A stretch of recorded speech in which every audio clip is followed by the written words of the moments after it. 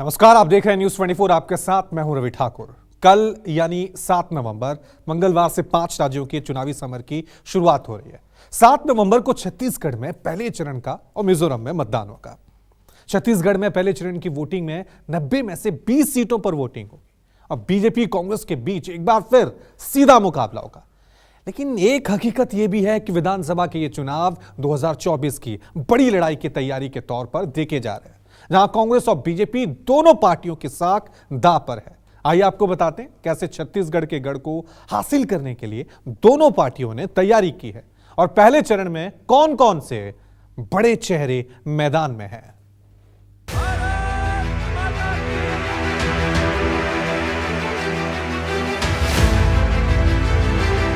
90 सीटों का महासंग्राम, बीजेपी कांग्रेस में घमासान।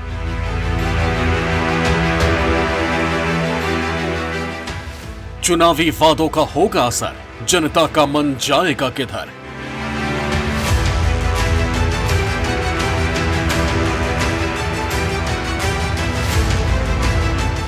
बघेल सरकार रहेगी बरकरार, मोदी करेंगे बीजेपी का बेड़ा पार।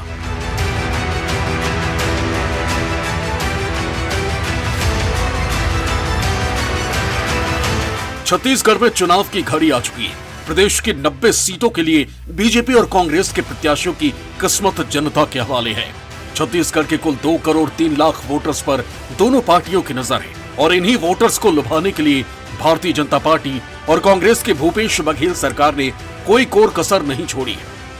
छत्तीसगढ़ चुनाव कांग्रेस और बीजेपी के लिए करो या मरो का मुकाबला है। एक तरफ कांग्रेस सत्ता में बनी रहना चाहती है तो दूसरी तरफ बीजेपी सत्ता में वापसी का रास्ता ढूंढ रही है। चुनाव में जनता को अपनी तरफ लाने के लिए कांग्रेस और बीजेपी ने घोषणा पत्र जारी किया है। आपको बता दें कि 2 चरणों में हो रहे इन चुनावों में 7 और 17 नवंबर को वोटिंग होनी है और अपने अपने घोषणा पत्र में जनता से जुड़े हुए कई महत्वपूर्ण वादे दोनों ही पॉलिटिकल पार्टीज ने किए हैं और ये वादे करीब करीब एक जैसे हैं। छत्तीसगढ़ में धान की खरीद फिर से महत्वपूर्ण और बड़ा चुनावी मुद्दा बन गया है। दोनों पार्टियों ने अपने अपने घोषणा पत्र में समाज के हर तबके को कुछ न कुछ देने की कोशिश की। घोषणा पत्र में दोनों पार्टियों ने खुद को एक दूसरे से ज्यादा बेहतर दिखाने की भी कोशिश की और ऐसे में दोनों पार्टियों के घोषणा पत्र भी करीब करीब एक जैसे नजर आते हैं। कांग्रेस ने जहां कर्ज माफी और केजी से पीजी तक की शिक्षा में बढ़त लेने की कोशिश की है, तो वहीं बीजेपी साल भर में 1 लाख नौकरियां देने की बात कह रही है। इसके साथ शहरों को विकसित करने और रायपुर में कॉर्पोरेट कल्चर बनाने पर बीजेपी का जोर दिख रहा है। दोनों पार्टियों के घोषणा पत्र के अहम बिंदुओं पर नजर डाले तो कर्ज माफी।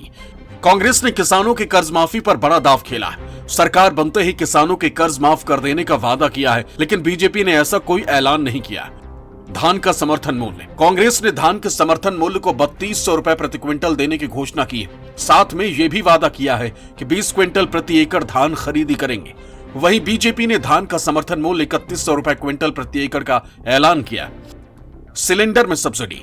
बीजेपी और कांग्रेस दोनों पार्टियों ने सब्सिडी वाले सिलेंडर्स के दाम 500 रुपए रखने का ऐलान किया। निःशुल्क पढ़ाई।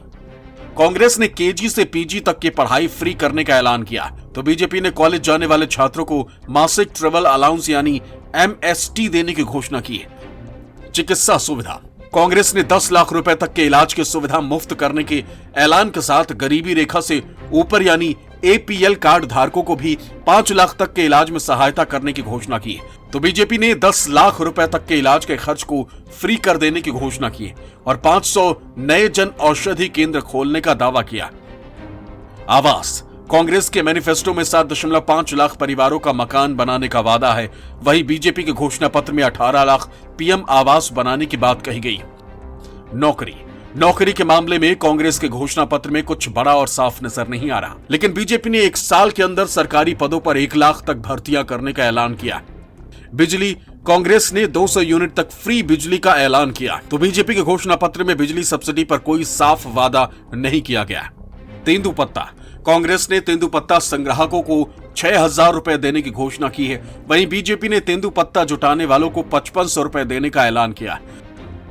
छत्तीसगढ़ में कांग्रेस भूपेश बघेल के चेहरे के साथ मैदान में है, तो वहीं छत्तीसगढ़ में बीजेपी की कमान अमित शाह और PM नरेंद्र मोदी ने संभाली है और दोनों तरफ से एक दूसरे के खिलाफ बयानों के तीखे तीरों ने जनता को भी कंफ्यूज कर दिया। महिला स्व सहायता समूह के तथा महिलाओं द्वारा सक्षम योजना अंतर्गत लिए गए जो ऋण हैं उसे माफ किए जाएंगे।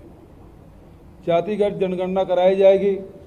अनुसूचित जाति, जनजाति, पिछड़े वर्ग, सामान्य वर्ग, अल्पसंख्यक सभी की जाति जनगणना कराई जाएगी।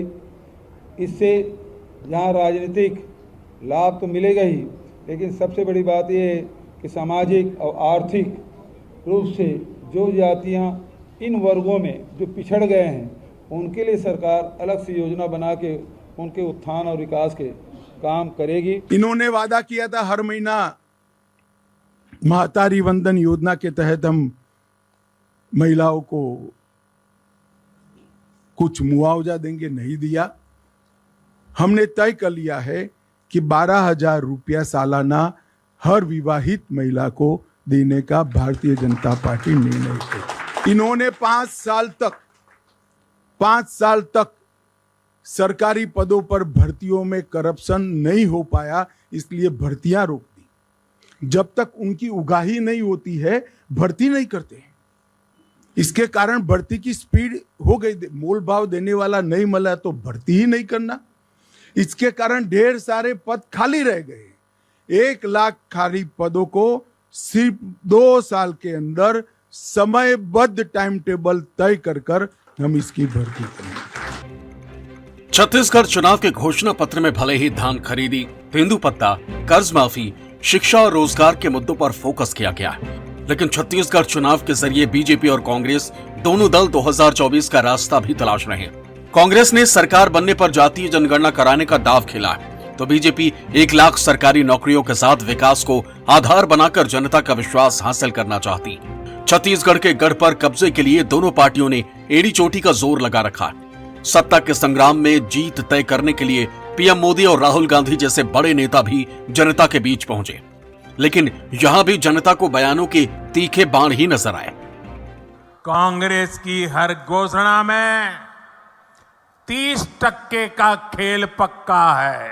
30% सरकार से छत्तीसगढ़ छुटकारा चाहता है। मैं आपको गारंटी देता हूं, भाजपा सरकार बनते ही छत्तीसगढ़ के लाखों गरीब परिवारों को तेजी से पक्के घर मिलेंगे।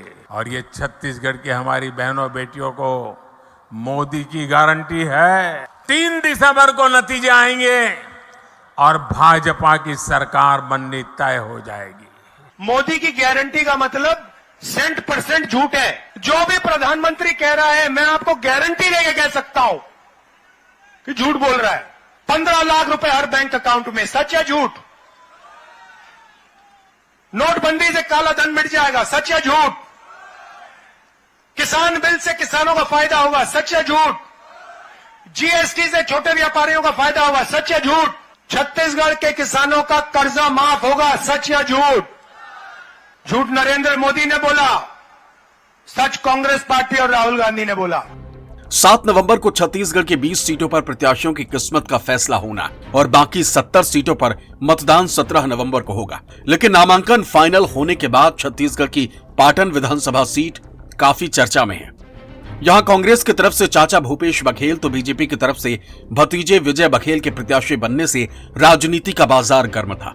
अब जनता कांग्रेस छत्तीसगढ़ जे की तरफ से पूर्व सीएम अजित जोगी के बेटे अमित जोगी ने नामांकन दाखिल कर तड़का लगा दिया है।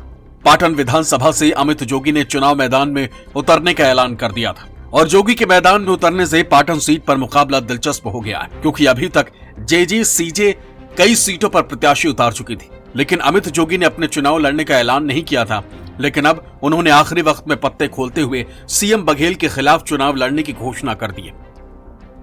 छत्तीसगढ़ में पहले चरण के चुनाव में बीजेपी के पूर्व सीएम रमन सिंह की किस्मत का फैसला होना है। छत्तीसगढ़ के पहले चरण में जिन दिग्गजों की परीक्षा होनी है उनमें राजनांदगांव बीजेपी से रमन सिंह, कांग्रेस से गिरीश देवांगन, कोंटा बीजेपी से सोयम मुका, कांग्रेस से कवासी लखमा, चित्रकूट बीजेपी से विनायक गोयल, कांग्रेस से दीपक बैज, कवर्धा बीजेपी से विजय शर्मा, कांग्रेस से मोहम्मद अकबर, खैरागढ़ बीजेपी से विक्रांत सिंह, कांग्रेस से यशोदा वर्मा।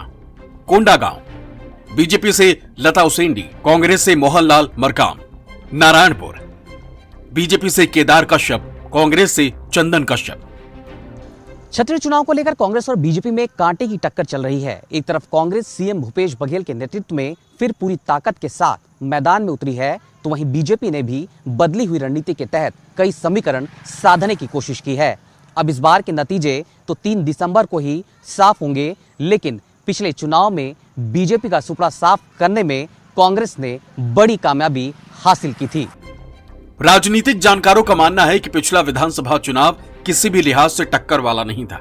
रमन सिंह के खिलाफ 15 साल की जो सत्ता विरोधी लहर थी, उसका फायदा कांग्रेस ने पूरा उठाया।